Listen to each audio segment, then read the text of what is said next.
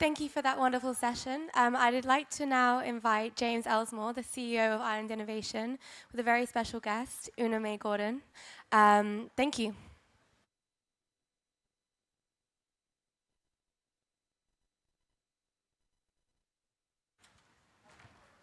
Good afternoon, everybody. Thank you so much for being here. We have a fantastic guest now, so I'll invite UnaMay Gordon to come and take a seat.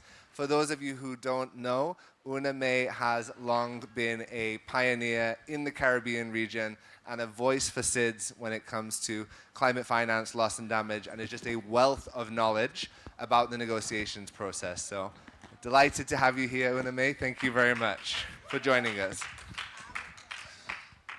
So, UnaMay, you have many different hats on that you're doing work with, including chair of the 5Cs, the Caribbean Community Climate Change Center, who we've been working with this week at the CARICOM Pavilion and to support the youth delegation.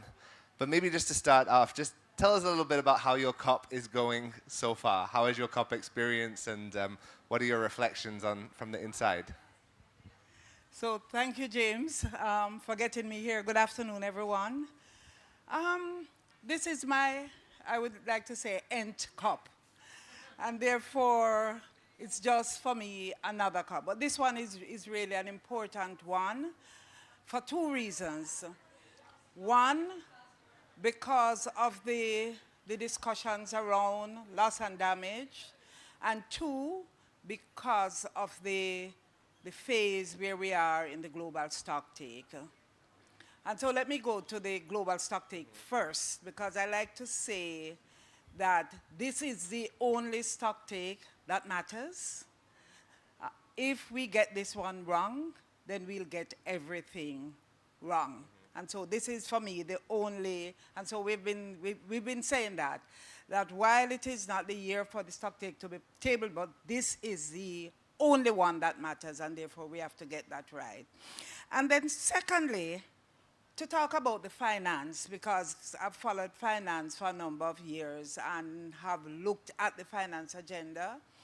I don't negotiate anymore unless I'm asked. I don't work with the government of Jamaica anymore, as you know, so not on that delegation. But finance for me is the only enabler of the process. And without finance, finance is almost like the twin tab of the ship. And if people have gone on cruises and so, you know, the ship, as massive as it is, that the smallest piece of engineering equipment on that ship is a twin tab. And it is very, like 2 millimeters small, but the ship cannot sail without it. And the finance in this process is the enabler. So in the process, we hear about finance being a means of implementation, but for me, it is the enabler of the process. Without the finance, then we can't go anywhere. If we don't have enough focus on financing, then I think all the other things that we are discussing will be a discussion and will continue as a discussion. So we have to close the gap, not only on the finance discussion, but on the financing as well, especially for LDC and SIDS. So when it comes to the announcement last week about the Loss and Damage Fund, in a sense that's the first step, because for SIDS there is still a big battle to be had about some of the conditions of that fund. How optimistic are you about that, and what do you see as the main battleground for SIDS moving forward? I think every step forward is a good step. And therefore, the announcement or the agreement to establish the fund in the first place, which happened at COP27, and then the agreement here to operationalize the fund, which was a different thing, is a step in the right direction.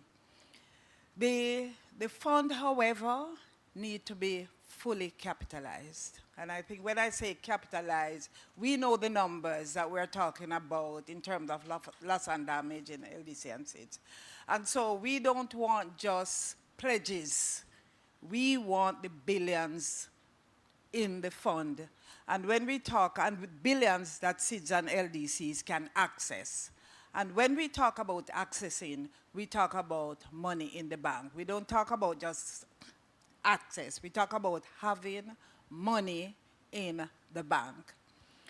I like to remind people that the issue of loss and damage for SIDS and LDC, it's our daily existence, as you know.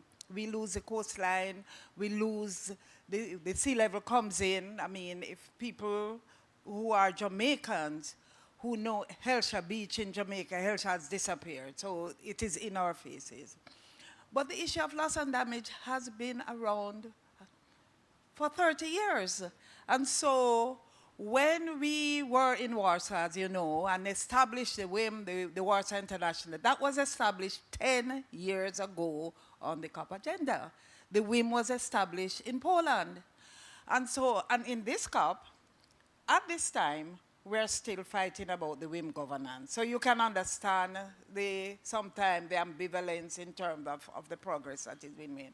But the fact that we were able, from one COP to the next, to get the loss and damage fund, and it wasn't without a fight, to get it established and to get it operationalized and to get some pledges in is a step in the right direction. We need a board from the fund that would have agency, complete agency. The board must be empowered to take hard decisions. We need a board that will allow countries to have direct access to the fund. And we don't want the fund to morph into another of the fund that was established some years ago that is so problematic for SIDS and LDCs to access. So this for us is a step in the right direction, and as I said, every step forward is a step in the right direction.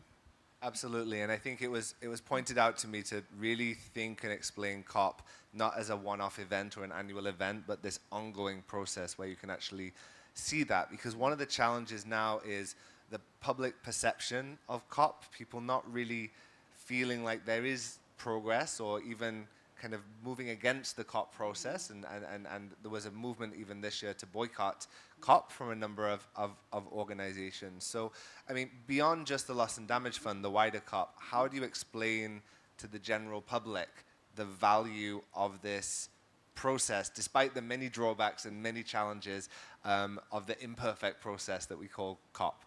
I think, and a great question, because I think the multilateral process, people like us who are in the process year after year, the multilateral process, imperfect as it is the only process we have where we can sit around the table with one voice, one vote. And therefore, we have to make the process work for us. We know what we have, we know what we are dealing with, but it is the only process that gives us an opportunity to sit around the table as equals and have this conversation. So I think while it is an imperfect process, almost a dysfunctional process, it is the only process that we have. So that's one. And I like to say the COP is like climate change.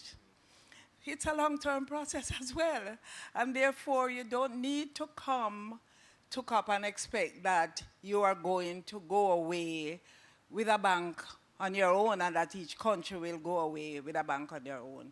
But it also gives us that fulcrum to continue the march forward. And as I said, loss and damage was, SIDS started to talk about loss and damage 30 years ago. We have a fund. So it is a long-term process. It is a process. We have to remember that the countries in this process, as diverse as the world is, we are all diverse set of countries, and even to reach an agreement, to agree that we need to agree is a problem. And so all of that have to be taken into consideration. Sometimes as SIDS, and we hear this argument as well, when I participated in a number of the transitional committee meeting, not as a member of the TC, but just to be in the conversation and to be in the discussion so that we can inform the countries. And sometimes in those negotiations and in those discussions, you wonder, what am I doing here? But every single time you ask yourself that question, you can answer yourself. It is to save the lives of the people who we serve. It is to save, and if one life is saved in a disaster, one life is lost in a disaster, is one life too much. And therefore we continue to fight and to advocate. And I guess that's why we're here. Absolutely, very well said. I know another area that you've been working on at this COP has been in agriculture, and people might not be aware of the conversation specifically around agriculture as much. It's perhaps not one of the areas that gets as much attention. So could you just tell us a little bit about what is that conversation and the main battle lines in that sector as well? So fortunately or unfortunately at this COP, the SB chairs asked me to co-facilitate the agenda item. It is a joint item on both on the SUBSTA and the SBI. And I'm not sure how many people follow the conversation, but many years ago the discussion, agriculture is the only sectoral discussion in the frame of the COP. Agriculture is managed in the discussion as a sector, so it is a sectoral discussion. And it is the only one. It's important for us in SIDS, LDC, in Africa, right across the world, but it is important for different reasons.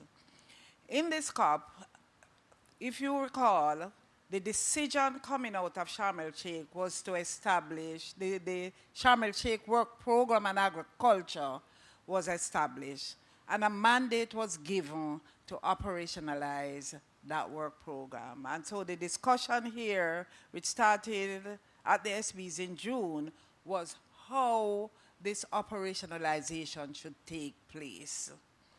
The battle lines are drawn because some parties say that in order for us to operationalize that work program, we need a coordinating body to do that. And on the other hand, people are saying, but we are gathered here, this is our work, and we don't need a body. The work program, or the mandate that came from Sharm el-Sheikh, asks for a work program to be established for the joint work, a synthesis report to be produced, a roadmap to be developed to implement the work program. But we could not get any conclusion, any agreement, because unless, the party said, unless we agree that a body is to be established, then we can't move to the next item. So we ended up again, and it also mandated that 4 workshops over the 4-year period should be held. But the body was the first thing, and if people could not agree, if parties could not agree that this body should be established, then nothing else, the conversation could not continue. So after 5 meetings, no conclusion, no body established, no agreement on a body, nothing else. So the agenda item is kicked over again, so the discussion will continue in June. Okay, definitely very interesting to see that progress on agriculture. I will ask for a couple of comments from the floor. So, Ari, if you can get a microphone, and we'll see if anyone wants to make any comments or questions. I'm looking at you, Raquel. Just before we do that, over the last 10 years or so, how have you seen the representation or the voice of the Caribbean change? Do you think there's a strong civil society voice? I know there was various actors outside of the government delegations, such as the Caribbean Development Bank, that are now playing a greater role. How has that changed over the time that you've been involved in COP? So I will answer that, James, in 2 ways. And this is not prescriptive, So, and I can say it because I'm outside government now. So what we have seen, and there is really almost a crisis in the leadership of the climate agenda from the perspective in the region, and I say that without apology. But we see, however, greater coalescing with civil society, and so those voices are becoming stronger, and really for us also, which was the other way around. Really, there was this AOSIS, and probably when Grenada used to lead AOSIS, the Caribbean voice was strong, really, really strong. When Loss and Damage was introduced, but from where I sit, and I step back a lot of time and look, that strong coalescing, that strong, as we would call it, conglomerate of Caribbean voice, the voices are more individualistic now, and that is problematic in the sense of the word, because we really need that. So the 5 C's as it is, which is responsible for management, and so the 5 C's is one institution. And you can just see what happened if you go to the venue, and we look at it at the venue.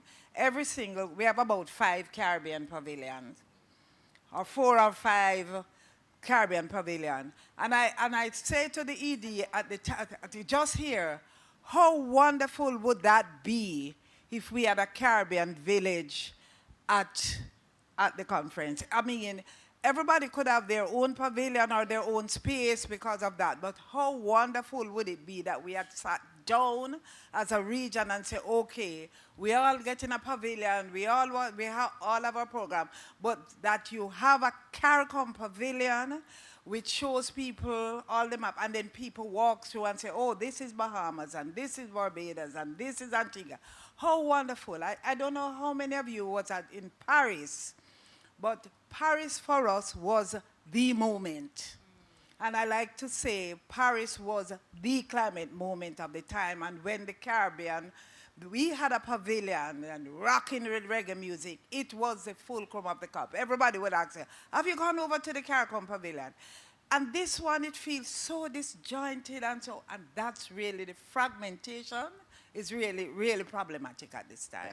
I think all of us who've been to the Blue Zone have ended up walking about 10 miles back and forth from St. Kitts to Bahamas to the CARICOM Pavilion, so I completely agree. And these are my personal opinions, eh? No, but I see that. Does anyone want to make any comments or questions? We have a mic. You have one, perfect. Yes. Thank you so much. James, I just want to correct you. You did not introduce her properly. She's also our co-chair. Yes. The co-chair of the Caribbean Climate Smart Accelerator. I said many hats. I couldn't list them all.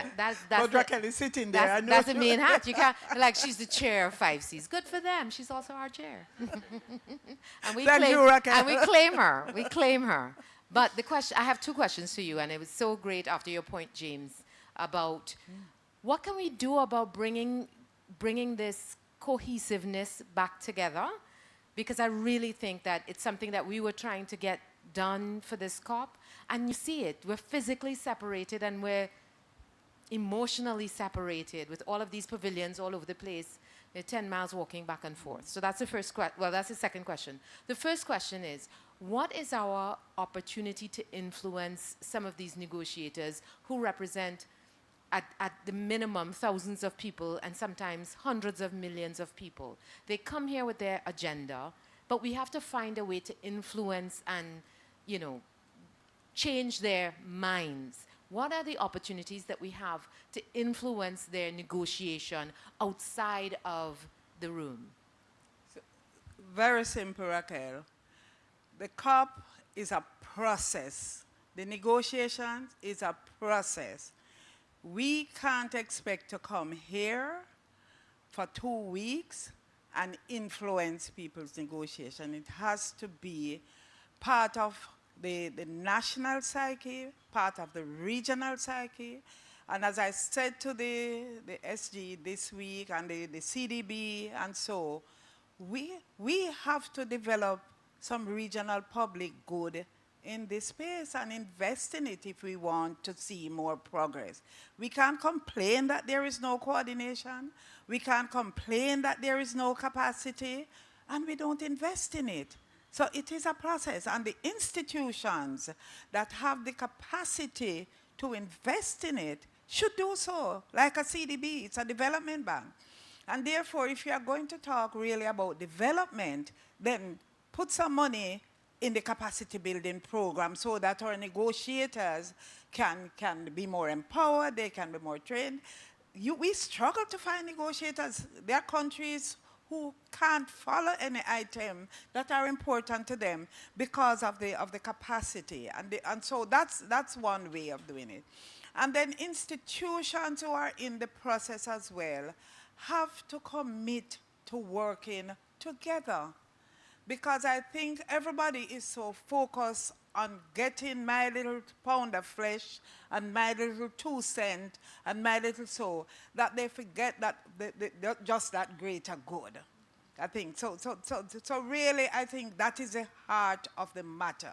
That it is a process when the COP29 begins on the 13th, and our participation in COP29 begins on the 13th of December. Because outside of that, then it makes no sense. So when you're scrambling at the beginning of October for participation, then we have a problem. We really have a problem there. And so in a nutshell, I think that's really what it is. And thank you for reminding James that I'm your co-chair. Yeah, very important. I've learned my lesson. I'm very sorry, Francesco. We are going to have to end. We're already 6 minutes over time. But I really wanted, I think it was a very good question to end on and a good answer. And I really appreciate you taking the time here. I know you've had an incredibly busy schedule and on your supposed rest day. So thank you for coming out here and sharing those thoughts with us. Thank you, James. And as always, my support.